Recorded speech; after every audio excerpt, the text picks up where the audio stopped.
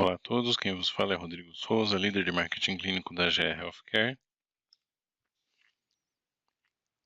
E vamos com a aula Controle a dose de radiação e seus procedimentos de intervenção. Fatores de radioproteção. Então, antes da gente entrar na dose em si, vamos falar da radioproteção.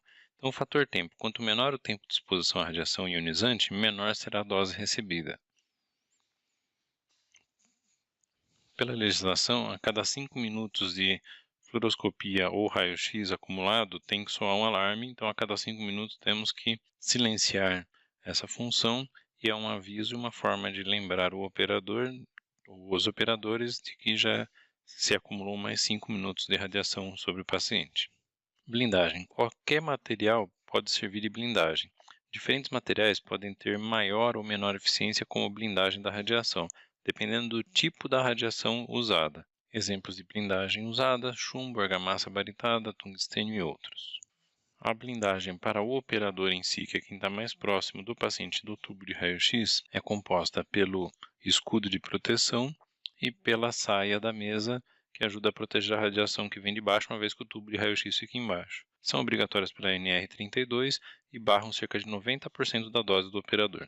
Todas as pessoas dentro da sala têm que estar usando os seus equipamentos individuais de proteção contra a radiação. Dos aventais plumbíferos, o indicado é esse saia blusa, porque metade do peso fica na cintura, diminuindo o peso nas costas dos profissionais. E lembrando que o avental de proteção tem que ser frente e costas, não servem aqueles aventais que protegem só a frente, uma vez que as pessoas dentro da sala circulam e o tempo de radiação é prolongado. Além disso, deve-se usar o protetor de tireoide e, sempre que possível, também os óculos de proteção para diminuição da radiação no cristalino, principalmente para quem está mais próximo da fonte de raio-x. Isso também já estava em outras nas normas mais antigas, desde a 453/98 até a RDC nova 330. Fator distância. A lei do inverso do quadrado da distância, ou seja, ao dobrar a distância, diminui a dose para 1/4 do valor inicial. Produção dos raios-x. Os raios-x em si não são visíveis ao olho humano. Na produção do raio-x é gerado luz, mas essa luz fica dentro da carcaça. Então, realmente, o que sai é só a parte não visível. E esses raios-x não visíveis são que vão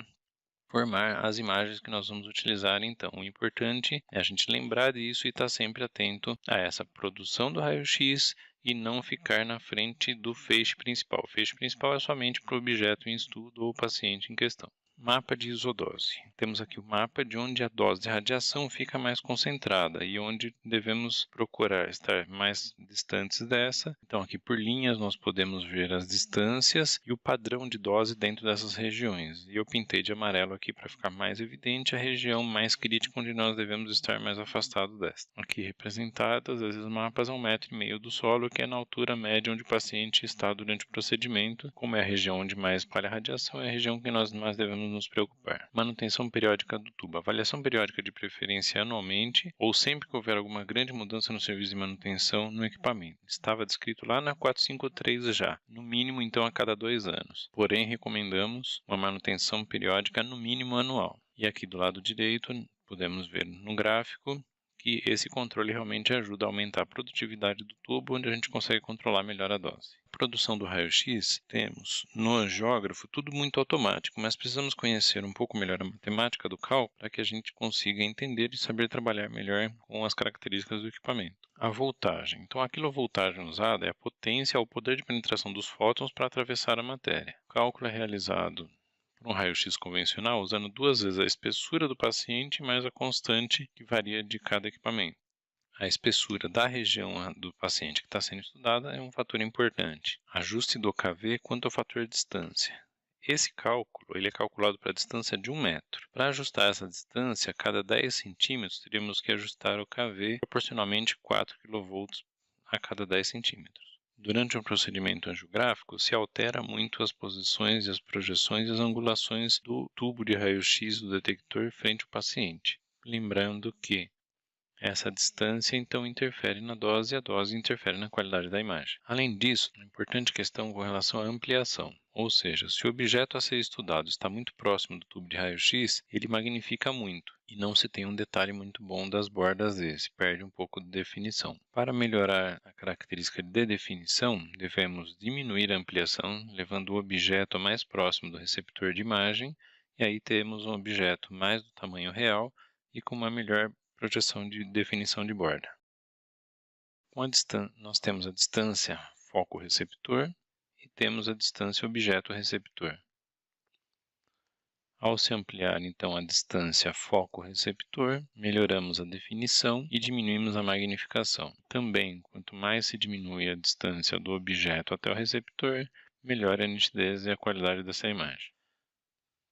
Além disso, a maior distância ajuda a minimizar a ação dos raios moles e os filtros de cobre ajudam a barrar esses raios que são danosos à pele e não servem para a formação de imagem. A maior proximidade do objeto com o receptor melhora então a nitidez da imagem e diminui a magnificação da imagem, além de diminuir a dose.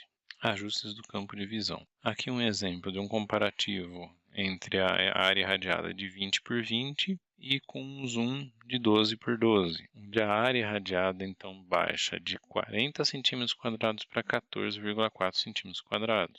E temos aqui um comparativo de acordo com o FOV, com o campo de visão, a taxa de dose automaticamente de fluoro ou de aquisição. Então vemos que de 20 para 12 a taxa praticamente dobra, mas a área irradiada diminui muito, comparando 40 cm² com 14 cm². Dicas: aumente a distância entre o paciente e o tubo de raio-x. Reduza a distância entre o paciente e o receptor de imagens. Faça a colimação. Remova a grade somente para bebês até 1 ano de idade, com o campo de visão inferior a 20 cm. Sensor de proximidade de ajuste automático. Esse sensor faz com que durante a movimentação do arco, ele automaticamente aproxime o detector do paciente, fazendo dessa forma mais fácil o trabalho do médico e não ter que ficar toda hora baixando o detector. Estudos mostram que diminuir a distância do detector diminui a dose. Um exemplo de 120 para 105 reduz a dose em até 25%. Mostrando então o grande benefício dessa função de deixar esse sensor ligado durante o exame. Um pouco sobre a tecnologia. No tubo com 3 pontos focais para uma precisão mais avançada, a filtração automática de 3 lâminas automáticas de cobre de acordo com a espessura do paciente. Essas lâminas automaticamente são interpostas para o ajuste da qualidade da produção do raio-x. E é essa alta potência com alta dissipação para ajudar a suportar procedimentos longos. Com relação ao detector. Um detector de até 84% de aproveitamento do raio-x para transformar a imagem. Esse detector pode ter 3 tamanhos, 20 por 20, 30 por 30 ou 40 por 40 centímetros, de acordo com as especialidades que mais usam o equipamento. E algo que faz a diferença também, além disso tudo, é o detector de fabricação própria, onde se controla melhor, então, toda a cadeia de gerenciamento e produção do raio-x para uma maior eficiência. Filtro de feixe de cobre espectral, gerenciamento dinâmico da dose, tubo de fluoroscopia de alta qualidade e eficiência quântica na detecção. Com esse cristal de iodeto de césio do detector um pouco maior, com maior aproveitamento da fonte de raio-x, temos uma qualidade de imagem maior com menos dose de radiação. Além disso, no controle da dose, até 98% dessa dose pode ser ajustada durante o procedimento, incluindo os protocolos de faixa de uso do detector e, além disso, se pode controlar a velocidade das aquisições, tanto de fluoro quanto de gravação. Também se pode trabalhar com um detalhe normal ou baixo. Então, a soma disso tudo, a gente consegue gerenciar até 98% dessa dose. Portanto, relembramos que é muito importante a gente estar atento à dose e ao manuseio da dose durante o procedimento. Um exemplo disso é conhecer todos os modos de aquisição e sabê-los empregar da melhor forma. Por exemplo, o modo cardíaco, que tem sua imagem adequada para imagens do coração, onde podemos trabalhar com 7,5, 15 ou 30 frames por segundo. O modo vascular Chase, 5 frames por segundo, ainda sem subtração, assim como no modo cardíaco, e com a possibilidade de movermos rapidamente a mesa e não deixar a imagem borrada. O modo vascular bolus, onde com uma única injeção podemos deslocar a mesa com a imagem subtraída, acompanhando o bolo do contraste. As imagens de subtração simples, que são 0.5, 1, 2, 4 ou 7,5 frames por segundo de imagens subtraídas. E também temos o 3D, 3D CT ou 3D CT HD. E no modo de fluoroscopia, onde trabalhamos com a dose de radiação mais baixa, todos eles com 3,75, 7, 15 ou 30 frames por segundo. Temos o modo comum ou sem subtração, o modo subtraído, roadmap e o blended roadmap. Das fluoros subtraídas, temos aqui o fluoro roadmap, que é injetando contraste, o blended roadmap, que é através de uma subtração anterior, onde não precisamos injetar contraste novamente para ter a imagem, e do lado direito a fluoro subtraída, que é mais usada para embolizações. Disparo único é uma forma também de se ter uma melhor qualidade de imagem com um único disparo, evitando-se fazer aquisições completas com a dose maior para poder ter uma melhor visualização e de uma forma rápida e simples. Uma outra ferramenta é o Auto Pixel Shift, onde o software vai ajustar automaticamente alguns movimentos do paciente, diminuindo assim a necessidade de repetição da projeção. O Stent Vis também é uma forma de melhor visualização do stent, ou o Stent Vessel Vis, que faz o mesmo, porém com uso de contraste também, principalmente em bifurcações. São formas de melhoria de visualização, onde se diminui a quantidade de projeções, a necessidade de aquisições mais extensas, obtendo um melhor entendimento da anatomia. Uma outra ferramenta para diminuir projeções é o spin cardíaco, onde, através de uma aquisição rotacional, se pode visualizar diversas projeções, evitando que se tenha que fazer muitas projeções para um melhor entendimento anatômico. E à direita aqui, 7 sugestões de projeções de rotação para se fazer essas aquisições, onde o operador pode escolher a melhor projeção que se adeque à anatomia do paciente, para que se tenham então essa melhor visualização e não tenha que fazer toda aquela rotina de várias projeções, injetando contraste várias vezes.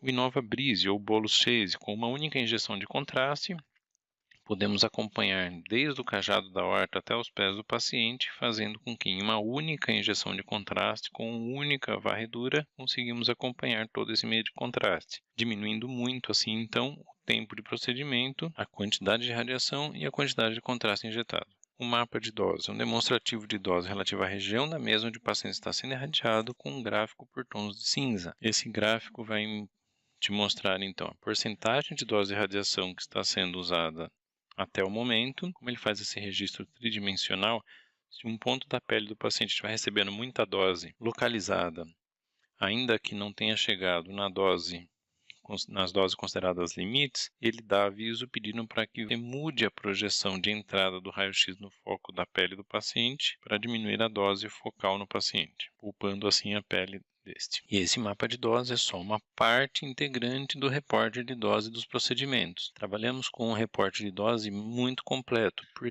cada disparo, quer seja na fluoroscopia ou na aquisição, isso tudo vai num relatório detalhado. E ao final desse relatório, esse mapa de dose, que é opcional, estará incluído no seu relatório. DoseWatch, ou visualização de dose.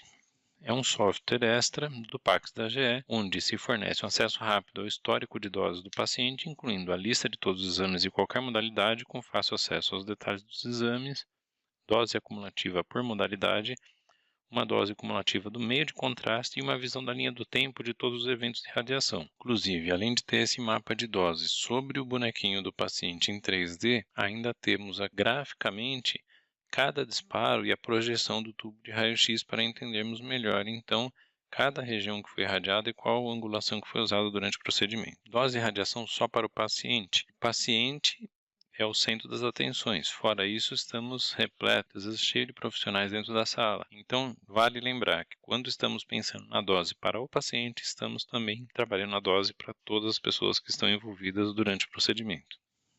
Outright é o primeiro controle de geração de imagens baseado em inteligência artificial.